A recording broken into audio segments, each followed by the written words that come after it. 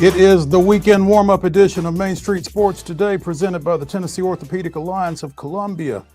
Welcome in. I'm Maurice Patton. I am joined today by David Wilson of the Robertson County Connection because, as we told you yesterday, Wade Neely is somewhere between here and McKenzie, Tennessee, getting ready for a big Class A state quarterfinal matchup between the host Rebels and Richland. So Wade is out there. You can catch him Mike side on Pulaski Citizen Live later tonight. But right now, we've got David. He and I are going to be with you here for the next couple of hours talking local, regional, and national sports topics. So stick around. It's going to be fun. David, are you warm right now? Because you won't be later tonight. Yeah, I'm worried about myself later on tonight, Mo. I'm already battling the sniffles a little bit, so that's going to be a bad omen as I go out to the beach tonight on Shackle Island as they host Springfield. I'm going to wear probably 3 or 4 jackets and maybe 1 or 2 toboggans on the top of my head, on top of some gloves on my hands to try to stay warm tonight. Good luck. Good luck. Now, let me ask you something. Where do you cover games from? Do you work from the press box? Do you work the sideline? What do you do? So I've never been to beach, so I don't even know if there's a press box for me, but normally I just go on the sidelines. So I'm down there amidst the action. So There you I'm go. in the cold. I'm ready to go. I don't know how I'm gonna type on my phone tonight because I'm definitely keeping those gloves on my hands. So the updates might come few and far between, but we'll get everybody taken care of tonight. The updates may be very few and far between. I understand. Yeah, you got to take care of those fingers, man. But yeah, it's going to be fun tonight. It's going to be cold tonight, but it's going to be fun. We will get you all of tonight's all of tonight's area playoff matchups in the rundown here in a second. But in the second hour, we will be joined by Chris Lee of Southeastern 16 because there's a big football game tomorrow. There are a bunch of big football games tomorrow, but one in particular as Vanderbilt goes on the road to Baton Rouge, taking on a reeling LSU team on Saturday night in Baton Rouge. And, you know, historically, LSU is awfully tough to beat in those situations, but we've already seen them drop one this year. Maybe there's another one in them. We'll see. But we'll talk to Chris Lee about that in the second hour. In the next segment, we will be speaking with Ann KIMMEL of Penalty Box Radio as the Preds wrapped up a 5-game West Coast swing in pretty depressing fashion with a 3-0 loss a couple of nights ago to the Kraken of Seattle. We will check in with Ann ahead of this weekend's matchup back at Bridgestone Arena. So looking forward to talking to her about the latest with the Preds as well. We'll also be talking some NFL action, some college football action, college hoops as well as it starts to heat up. You know, it typically does right about now, right before the Thanksgiving holiday when we start to get those tournaments and that kind of thing. So a lot to get to. Looking forward to doing it. David, you ready to roll? Sniffle, sniffle. Okay, let's do it. Let's make fun of me now. We've all been there, man. It's funny. Wade was battling something yesterday as well, so it might just be that time of year. Mm-hmm. And just the change in the weather back and forth. It was in the 70s last week, and we're going to be in the low 40s, 30s tonight, I think. So, man, don't even put a number that's how it on goes. it. That just makes it even more depressing. Absolutely. But let's get started with yesterday's results and this weekend's schedule on the rundown. This is the rundown. By Chip Walters of Exit Realty, Bob Lamb and Associates. The Blue Raider voice always wants to be your trusted advisor in real estate. Contact Chip at 615-542-1915 or through his website at choosechip.net. Chip Walters, proud to support youth sports across Middle Tennessee. Girls basketball action from Thursday night. Battleground Academy defeated KIPP Nashville 79-15. It was Green Hill with a 60-53 win over Cane Ridge. Cannon County Edge Blackman 59-57. Clarksville Academy defeated Pope John Paul II 59-44. Columbia Academy in the coaching debut of Jonae Stewart with a 50-45 win over Oakland on the road. Harpeth Hall defeats Donaldson Christian 56-37. It was Father Ryan 53, Dixon County 21. Richland with a 49-34 win over East Hickman. We got two scores here for FC Boyd. Maybe they're both right. I don't know. FC Boyd's girls defeated Lancaster Christian 65-20 and defeated Franklin Christian 70-44, I guess. Friendship Christian with a 54-25 win over Antioch. It was Gallatin 49, Siegel 35. Giles County with a 65-30 win over Centennial. Hendersonville defeated Kirkwood 47-27. Henry County down Houston County 51-45. It was Valor Collegiate 59, John Overton 35. Brentwood with a 59-45 win over Mount Juliet. Clarksville defeated Portland 33-26. Ravenwood 38, Laverne 27. Riverdale 54, Kenwood 35. Riverside Christian with a 34-32 win over Franklin Classical. Lawrence County defeated Rockvale 53-48. It was Smyrna 61, Chattanooga School of Arts and Sciences 13. Davidson Academy with a 52-29 win over St. Cecilia. Watertown defeated Van Buren County 61-55. Clarksville Christian 54, Webb School 48. Beach with a 48-26 win over White House, and Springfield defeated White House Heritage 54-45. Boys basketball action last night. Cane Ridge with a 64-57 win over Green Hill. Oakland winners over Columbia Academy 72-65. Columbia Central. Columbia Central. Excuse me. There we Sorry. go. Father Ryan completes the doubleheader sweep over Dixon County. The boys won 68-51. Richland 60-51 victors over East Hickman. Stone Memorial 48, Innsworth 44. Franklin Road Academy victors over Zion Christian in a high-scoring game 82-81. Friendship Christian 66-57. Stop just a minute. Hang on. In that 82-81 win, one that was in overtime, two, Gabe Davenport scored 64 points in a losing effort. Go ahead. There you go.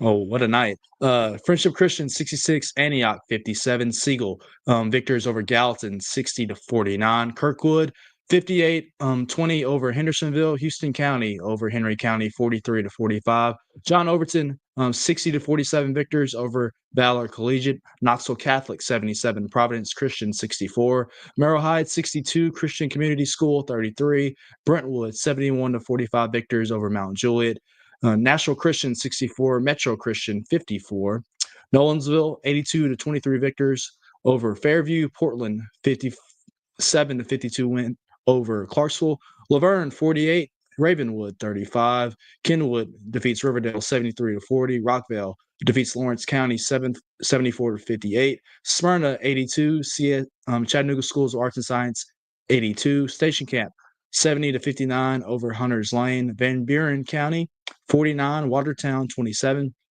Beach gets the victory over White House in a Sumner County clash 69-60, and in the Battle of Highway 76, White House Heritage beats Springfield 56-51.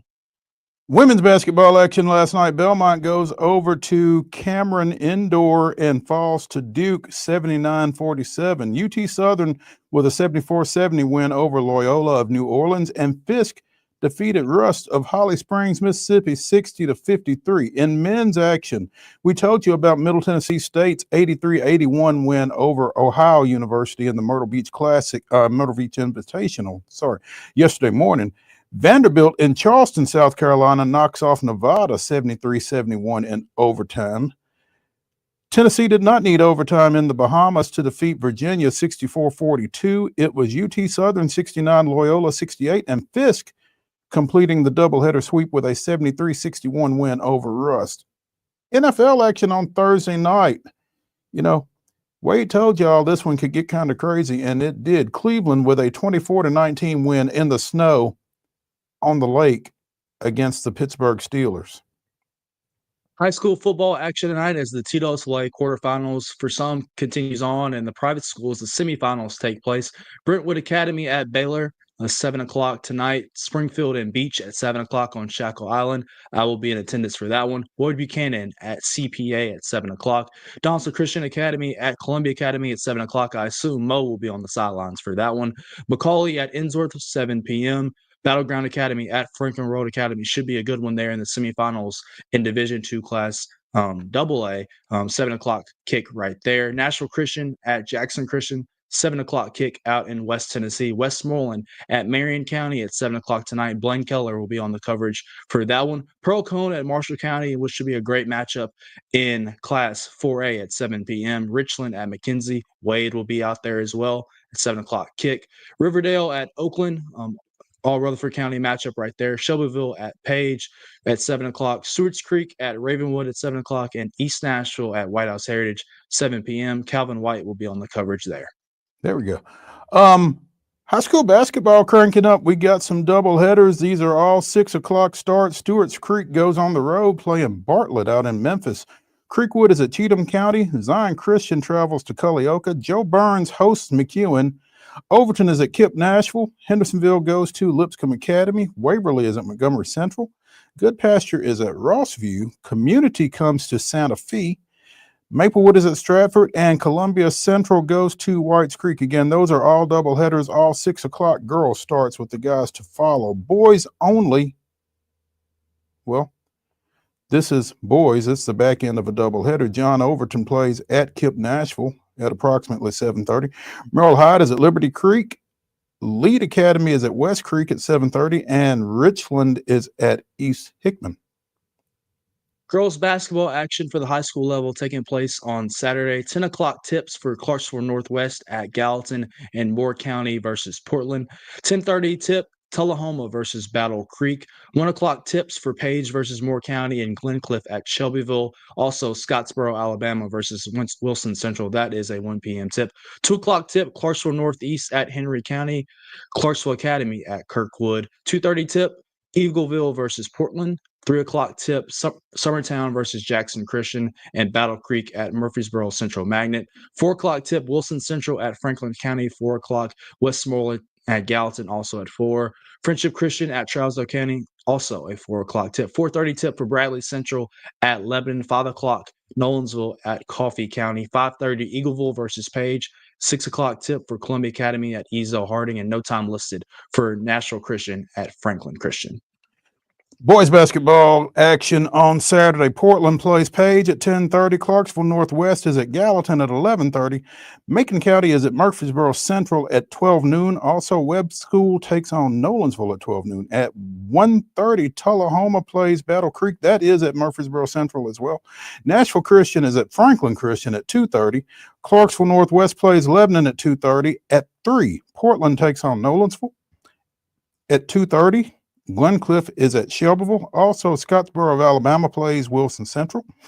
4 o'clock start for Independence and Maryville.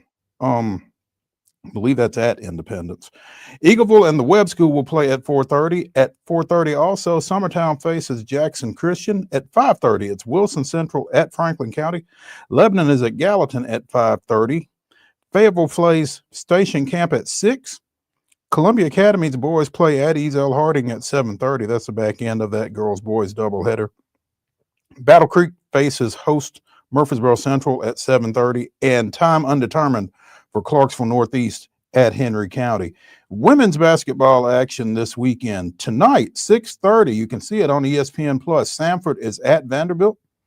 At 7 o'clock on ESPN+, the Lady Zips, I guess, of Akron, come to the Gentry Center, taking on the Lady Tigers of Tennessee State. Saturday, 12 noon, ESPN Plus is where you can see Evansville at the Allen Arena taking on the Lady Bisons of Lipscomb. At 2 o'clock, Trevecca hosts Thomas More. Sunday, Mercer plays at Austin P. Don't have a time. Let's see. Men's basketball action on Friday. That's today. So this should be playing right now. MTSU and South Florida are playing in the Myrtle Beach Invitational. Hang on just a second. That's not right. No, wait a minute. Stop. There we go. MTSU 61, South Florida 48. MTSU 61, South Florida 54. 12:48 to go in that game. You can see it on ESPN Plus. 2, ESPN 2.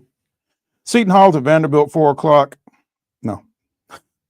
Seton Hall is playing Vanderbilt in the Charleston Classic at 4 o'clock on ESPN 2. At 8 o'clock, Fisk is at Bethel.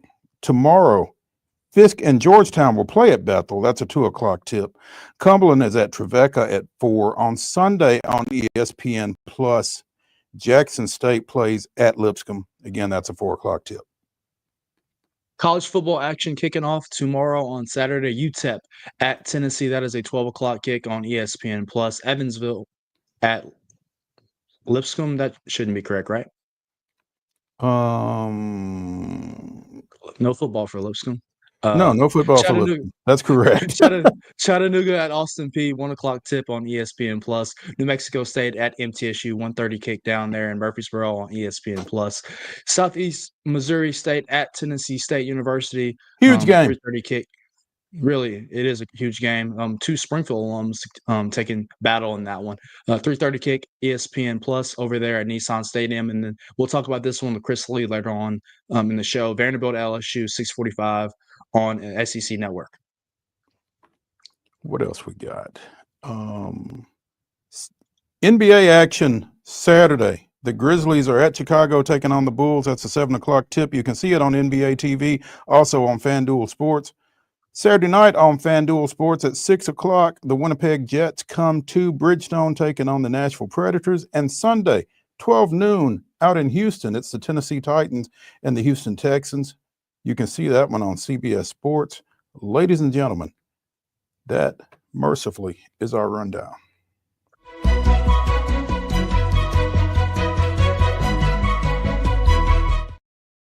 You're trying to trip me up with the Lipscomb football thing, didn't you? Hey, not me.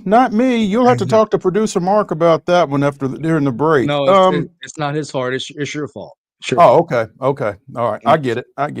The buck stops here. Top story brought to you as always by Piggly Wiggly in Neely's Mill in Columbia. Be sure and check out their delicious daily deli lunch options available from 11 a.m. until 6 p.m. Also, their hand-cut meats and everything is cost plus 10% at the cash register.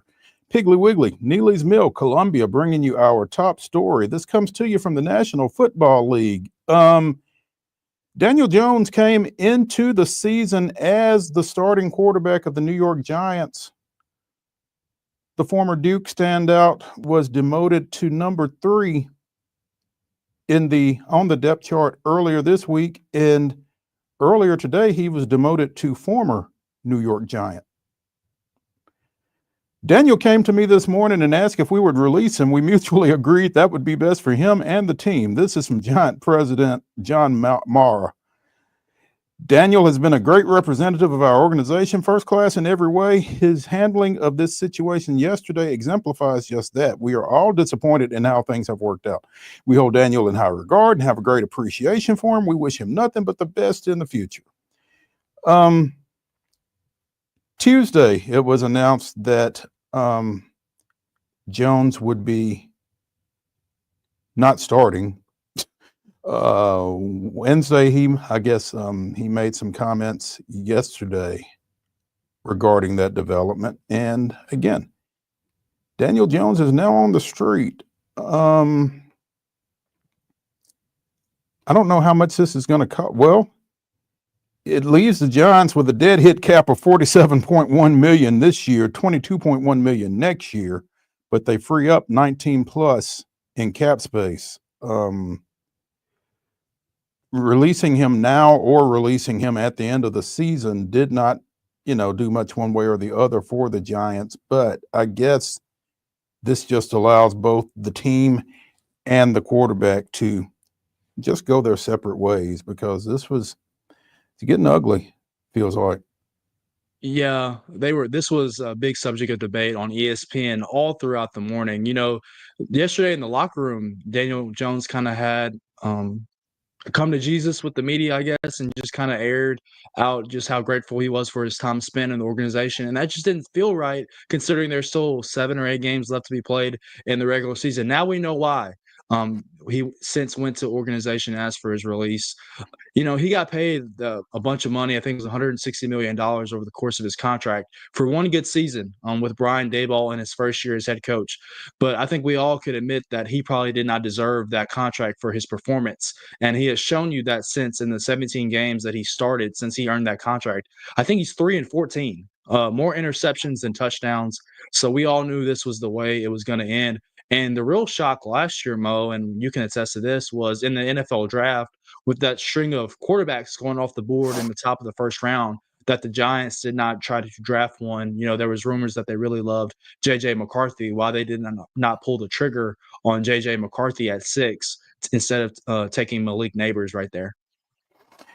You were trying to give him some weapons to work with, I guess. But yeah, and in retrospect, you got to wonder what the Giants were thinking, and the Giants do have to take a lot of flack for this. Again, Jones was their number 6 pick overall coming out, and it has not worked. They trusted the recommendation, I guess you could say, of David Cutcliffe, who had cut his teeth under obviously the Manning family, and that has given him some high regard when it comes to quarterbacks. And you could easily say that Daniel Jones got overdrafted based on his performance at Duke. They were looking at maybe his measurables and obviously the Cutcliffe word, but I don't know if you could consider him coming out of college as a franchise quarterback that could potentially win you a Super Bowl. That's for sure. Yeah. And the Giants have some issues. They have named Tommy DeVito the starter. Meanwhile, Drew Lock is sitting there going, guys, I'm here. I've started a game or two myself, so releasing Jones doesn't necessarily fix what's broke at quarterback for the Giants.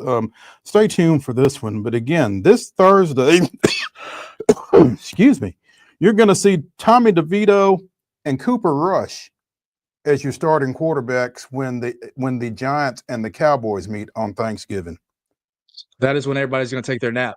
That will be a perfect time for a nap. Absolutely. This is a perfect time for a break on Main Street Sports Today, presented by the Tennessee Orthopedic Alliance of Columbia. When we come back to the Lee Company studios, David at his home, me here in Columbia, we'll be joined by @AnnK_Mama on Ice, and KIMMEL of Penalty Box Radio. Stay tuned.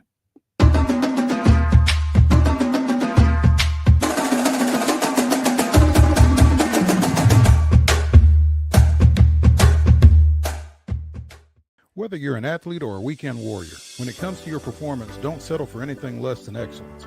We're proud to announce that Mid-Tennessee Bone and Joint Clinic is now Tennessee Orthopedic Alliance of Columbia, where we are redefining sports medicine and orthopedics. Tennessee Orthopedic Alliance's team of expert sports medicine physicians understands the unique demands of your body.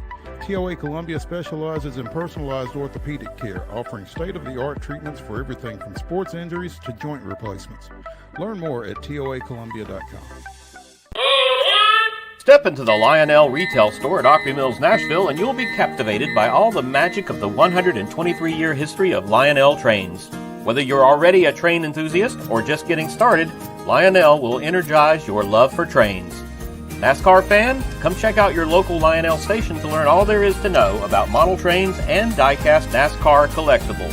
Visit nashville.lionel.com or call 615-455-9399.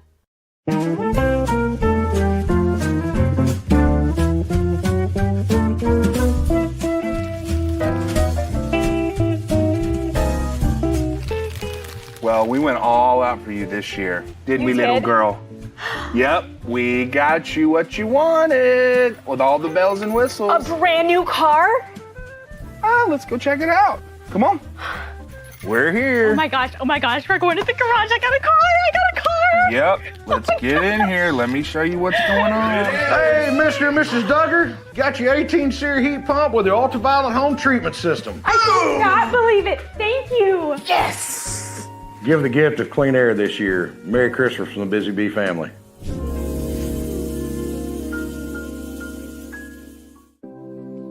Custom Stone Handler supplies over 600 distributors and suppliers with quality stone products. Along with River Stone, we produce and distribute over 100 building, landscape, and other bulk products. Our goal is to provide quality products, service, and partnerships to ensure our customers' success. We firmly believe that the measure of any person or company is how they treat other people and customers. Give them a call at 931-490-49.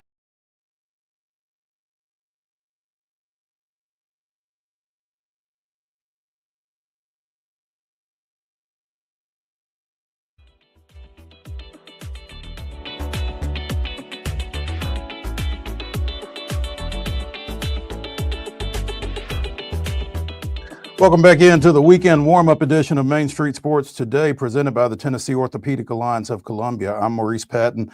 That's David Wilson. We're coming to you from the Lee Company Studios. David at his home, me here in Columbia, and we are pleased to have with us Ann Kimmel of Penalty Box Radio as the Preds return home after a tough road trip. 1-4 out west. They've got Winnipeg coming to Bridgestone tomorrow night. Ann, thanks for joining us. Always love jumping in with you, gentlemen. It's great to see you. Wish we had maybe some better Preds news to talk about, but here we are. Yeah, here we are. How do we go about getting better Preds news to talk about? What I mean, it feels like the last few times we've had you on, we've been asking some variation of this question. Because they're 6-11-3, I guess. Yeah, we've been wrestling with this for what feels like quite some time, and I think it really pinpoints what Nashville is struggling with overall, and that is consistency. This is a team that just really cannot play consistently, whether you're looking at a 60-minute game or if you're looking at stringing together some performances over the course of 2 to 3 games. This is a team that's really struggling with consistency. And the problem is that that's in a lot of different areas on ice. So, and to come back after, going 1-2-2 on this road trip and to be facing the best team in the league, who is firing on all cylinders, who is top in the league when it comes to things like goals scored and special teams. This is a huge challenge for Nashville tomorrow night, but they really need to get some things straight. You're not painting a pretty picture for tomorrow night. I really want to. I always call myself a hocktimist. I'm a hockey optimist. But I have to be honest with you, this is going to be a real test for the Nashville Predators. And this is a Predators team that's not only going to have to improve at execution, but I think they're also wrestling with confidence. And when you are wrestling with confidence and the execution on the ice is not where it needs to be across the lineup, it is a little bit difficult to skate on ice against the Winnipeg Jets, who are 13-3, I believe, and feel like this is a Nashville team that is going to be able to hold their own. Not to say that the team can't. Talent on the roster is not a problem Nashville has, but getting the most out of that talent right now has been a real struggle for Andrew Brunette. And you say, consistency. I guess the biggest thing right now is they are consistently inconsistent. They are. It's maddening. The one thing you can count on is not knowing which Nashville Predators team is going to show up at any given moment in a game or in any string of games. And it's something that Andrew Brunette really is working on with the team. Of course, they're addressing some of the obvious execution issues. They're working in practices on things like breakouts. They're working on defensive plays. So some of the things that have the mistakes that have cost them on ice, they are addressing in practices. But it is the inconsistency that I think is the most maddening thing about this team, because we have seen little flashes of what they're able to do, but we haven't seen them consistently perform at that level. And that, I think, can be more frustrating than having a roster that just doesn't have the talent on it. And kind of compounding this, we just saw the Bruins earlier this week pull the trigger on Jim Montgomery as they were sitting at 8-9-3, and in the playoff mix. You don't feel like anything like that is going to happen here, but at the same time, when you see something like that, does that kind of heighten the anxiety around this team? There is definitely, I would say, a heightened sense of frustration. I think there is a little bit of useful desperation on this team. They're not immune to understanding the situation that they are in and that their head coach is in.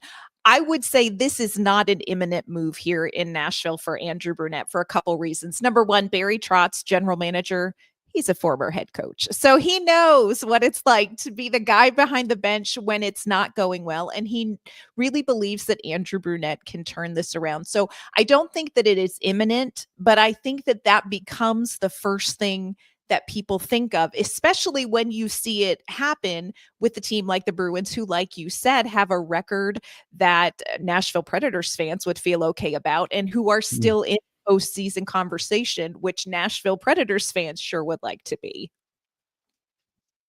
And we talked before the home opener and the season opener on October 10th about line construction, and obviously Andrew Brunette has tried to shovel things up and try to get some chemistry and some momentum moving forward. So I'm going to ask you this. If he called you into his office before the pregame meeting or pre-practice meeting and said, "And what do you think our best line construction is to give us the best chance to be successful and start stringing some things together," what would you kind of give him as some advice? Well, I'm waiting for his phone call, first of all. So I'm sitting by the phone waiting. Here is what I would say about line construction. And it's something, you said we talked about it before the home opener, and it's been a discussion. I think maybe less changing at this point of lines would be more helpful. At the beginning, early in those first couple of games, Andrew Brunette would make some quick in-game line changes.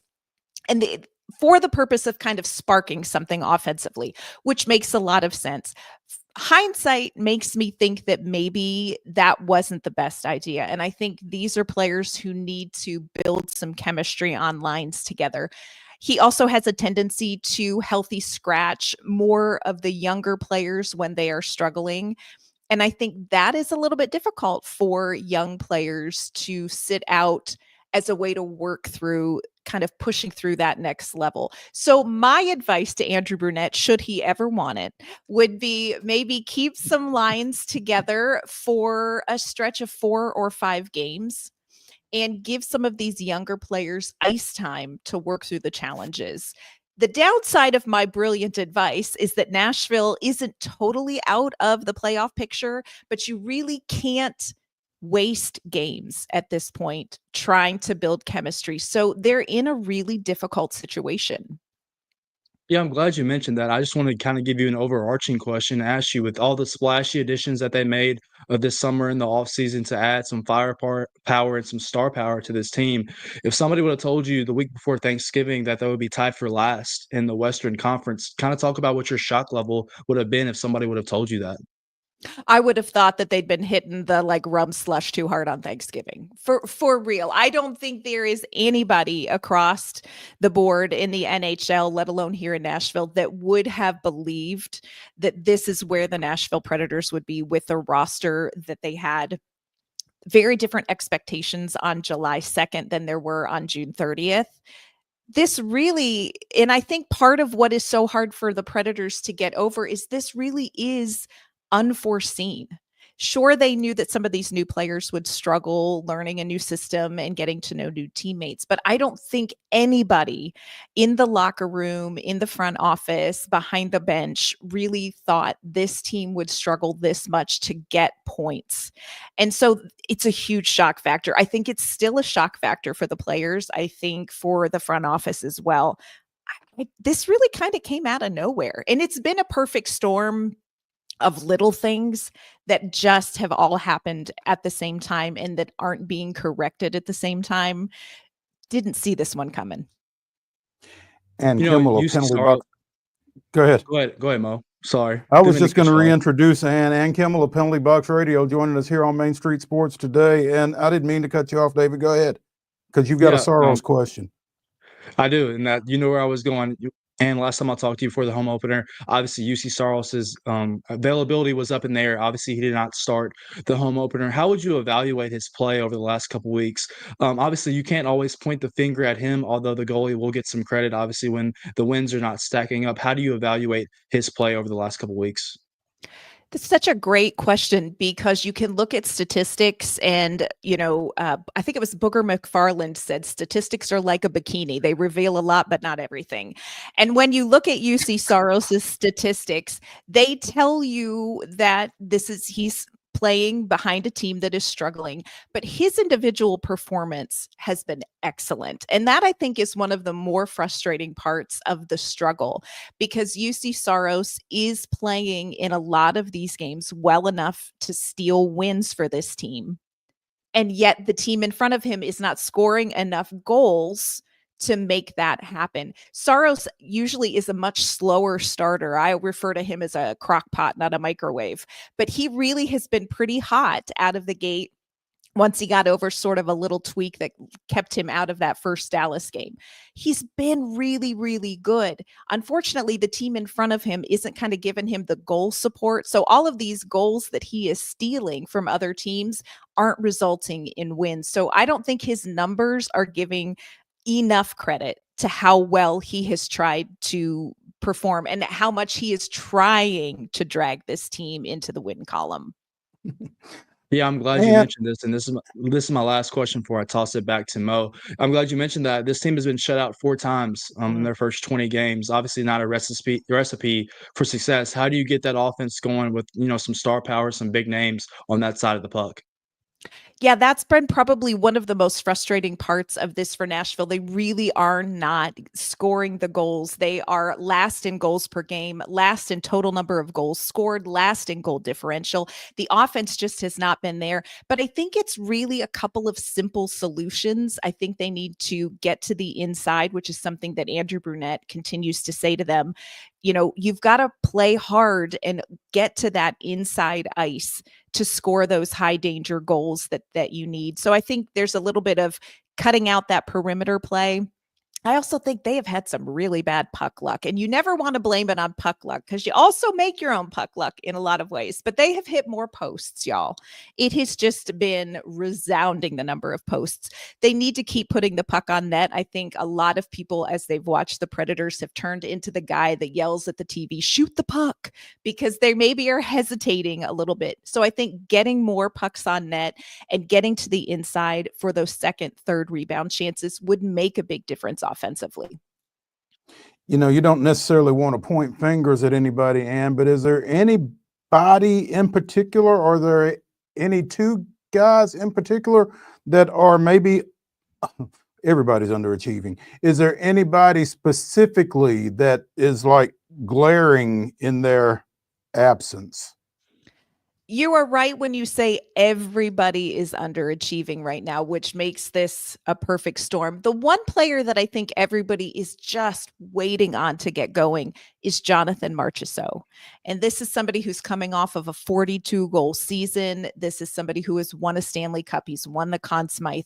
He knows how to play hockey. He didn't forget between the flight from Vegas to Nashville, but he really has struggled to get going. And some of that struggle has not only been lack of offense, it's been committing mistakes that have cost the team.